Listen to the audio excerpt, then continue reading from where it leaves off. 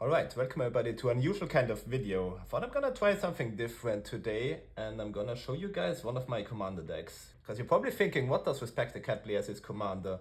And you're probably thinking, it has to be Omnev Kruger. And if you're thinking that, you're definitely true. I do have an Omnev Kruger commander deck, but it's not gonna be the one I'm gonna show you today.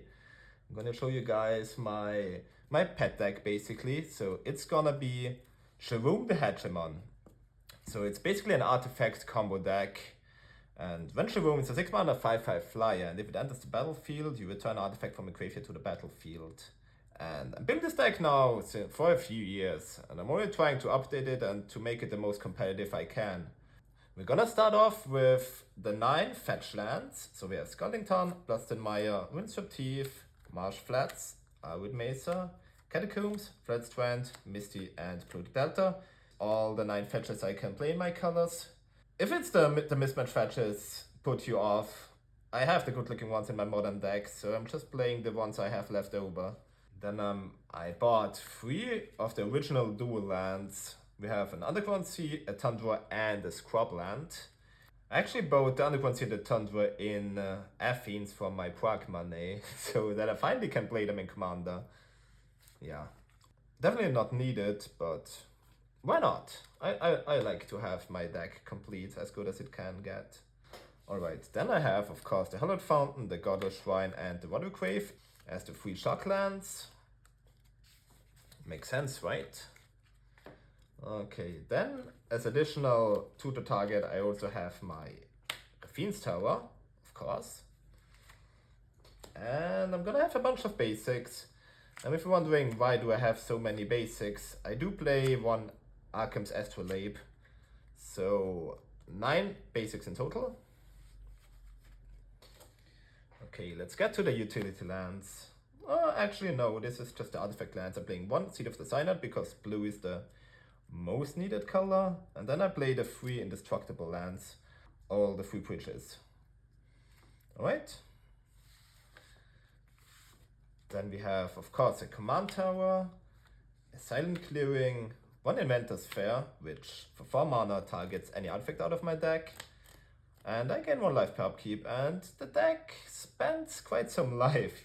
You will see later why. I mean, there's an Ancient Tomb, of course, so the Ancient Tomb. I do have a Wasteland. I don't think the Wasteland is needed. I'm thinking about removing it, but for now it's in. Then I have 1 Mystic Sanctuary, 1 Otawara to bounce problematic permanents, and the most important, the Urza Saga.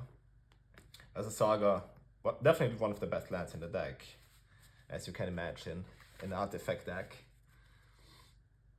Alright, so those are the lands. I think it's 36 lands, if I didn't miscount. Alright, let's get to the artifacts.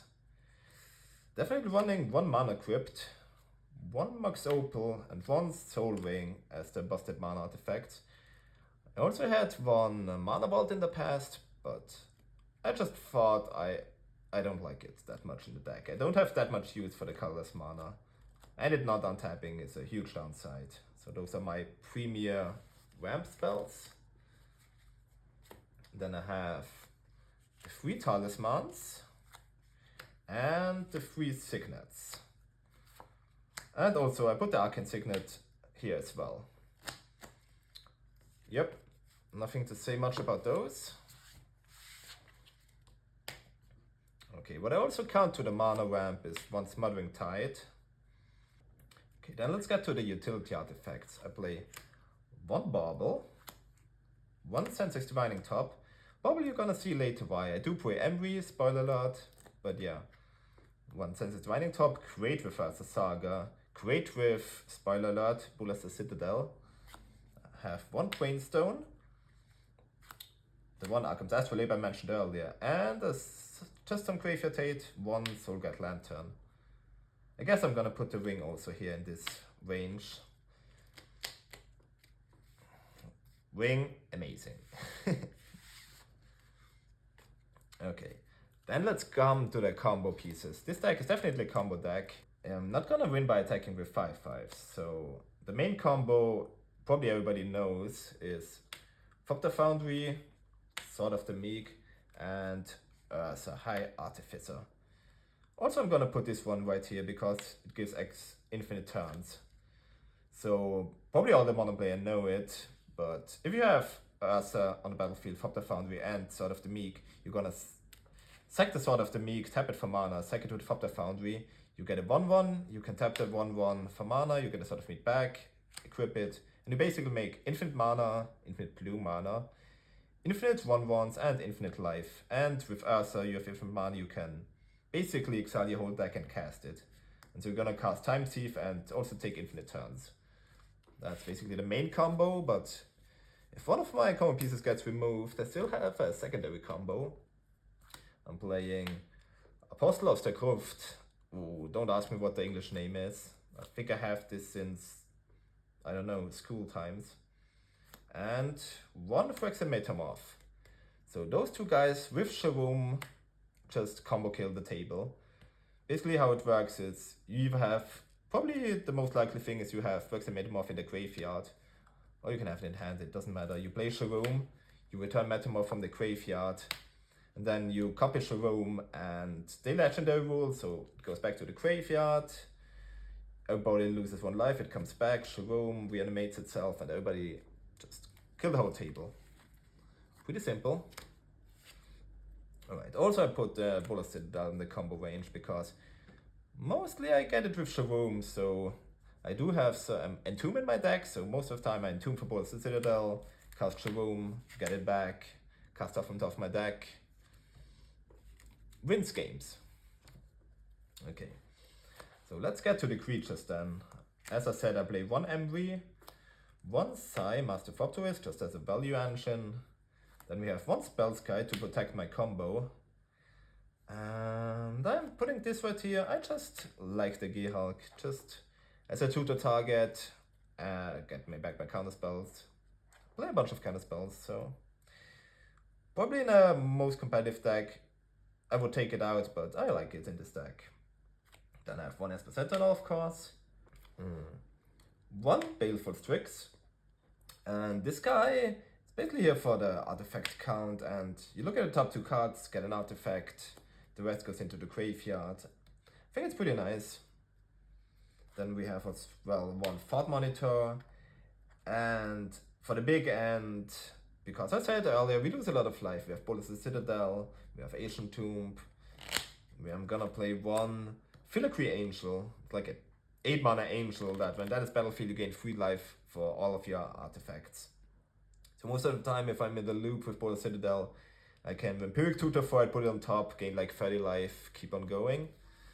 Or we just return it with Sharuum. Alright, then I have, might seem weird, but I do have 1 card in the Great Creator. There's no Wishboard in EDH, but just a -2 to get a combo piece if somebody exiles it, get my combo pieces back. Just here for that basically, and also hates on everybody on the table. If you're playing a fun table, probably don't bring this, but if you're playing competitive like I do, I like my con. Okay, let's come to the cantrips and the card draw in general. Do play 1 Ponder, 1 Preordain, 1 Brainstorm, also 1 Faithless Mending, basically Faithless Looting for 2 mana. Then I have in the 3 mana slot Heuristic Study, of course, First for Knowledge.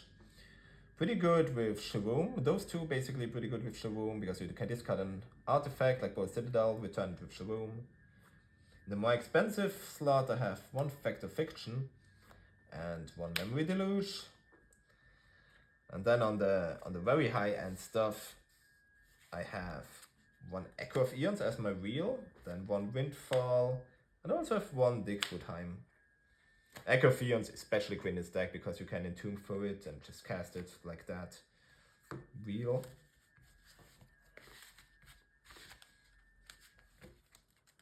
Okay, so let's get to the tutors. I played 7 tutors in total, so that's a lot. The first one is Entomb, which is just amazing with Sharuum itself. Puts an artifact into the graveyard, reanimate it with Sharuum, or get Sword of the Meek into the graveyard for the combo. Perfect cards. Then I have 1 Vampiric Tutor, 1 Demonic Tutor, of course, then 1 Witchclaw Talisman. Also great synergies in the deck, being an artifact. Then I have one Final Parting, quite expensive for 5 mana, but it basically gets just 2 things. It gets me either something in the graveyard like my Sword of the Meek, like my Bolas the Citadel, or sometimes also just, if I need more card advantage, the Echo of Eons, and 1 card into the hand. Most of the time I get Force of Will into the hand, get a combo piece into the graveyard, combo kill with Force of Will backup. Then I have 1 Fabricate, 3 mana, finds me any artifact, and 1 Wealth Invention.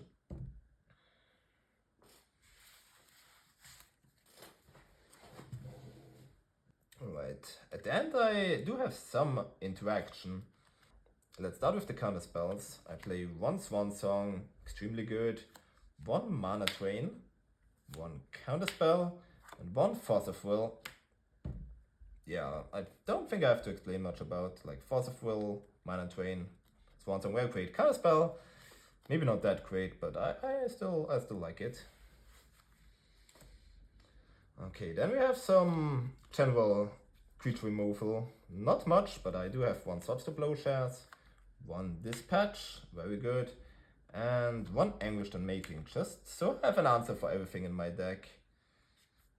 Also 1 Memory Deluge, 1 Cyclonic Rift, and 1 Teferi's Protection. So yeah, that was the deck.